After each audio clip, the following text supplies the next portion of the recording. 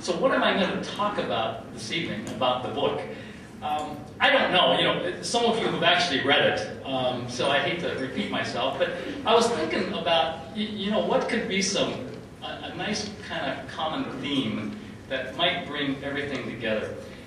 And in thinking about that, I said, okay, you know, one of the things that kind of hit me between the eyes when I actually started thinking about public education was the lack of common sense.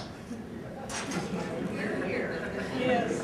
There's just a lack of common sense. Everywhere you look with public education, there's just a lack of common sense. So here are a few. You know, where is the common sense in the fact that we're the only country in the world with more non-teachers than teachers on the public school payroll? How does that make any sense? You know, and you know, the actual figures nationally in the United States, of the total public school workforce, only 43% are teachers.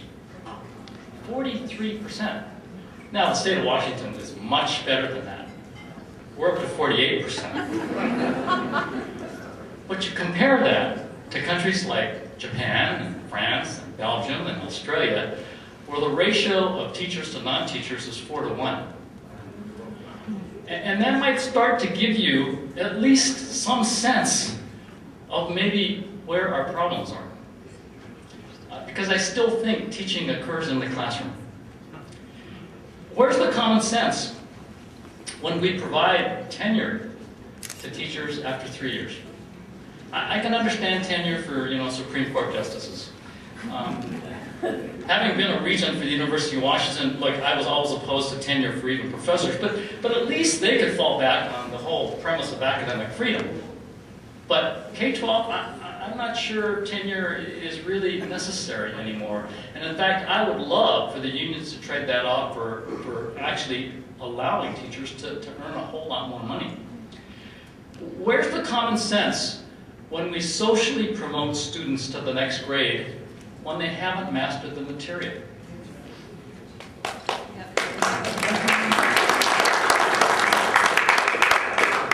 All it does is it pollutes the classroom environment for the kids who actually are there wanting to learn. There's just too much research that shows. Reading, if you can't read at grade level, at grade 3, the research says that kid will likely never read at grade level.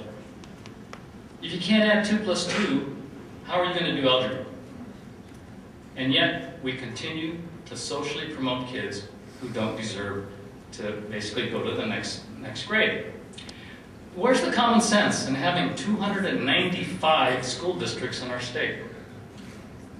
It would be like, I don't think Bill Gates would have allowed me, as, you know, Senior VP of Sales and Marketing, to have 295 sales offices in the country, let alone in the state of Washington.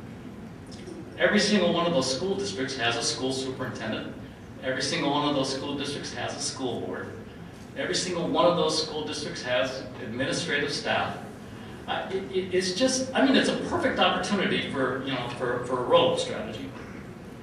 Where's the common sense in paying insanely great teachers the same as really crummy teachers?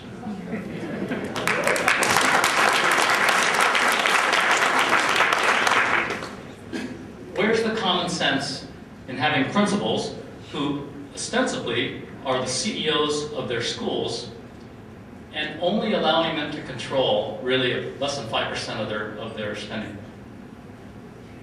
What CEO of a for-profit company do you know of that controls less than 5% of their spend? Steve Ballmer? I don't think so.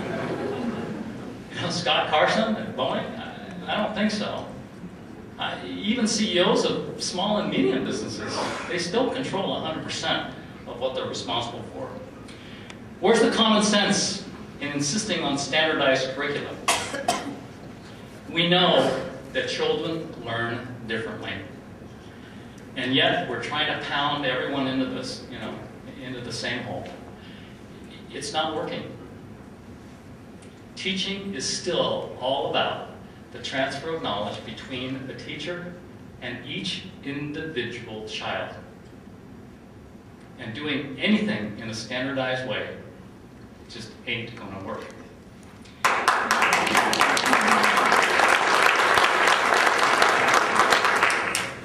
There are a lot of other common sense questions I've got, but I'm going to stop there. You can read a lot more about those questions and maybe some of the answers in the book.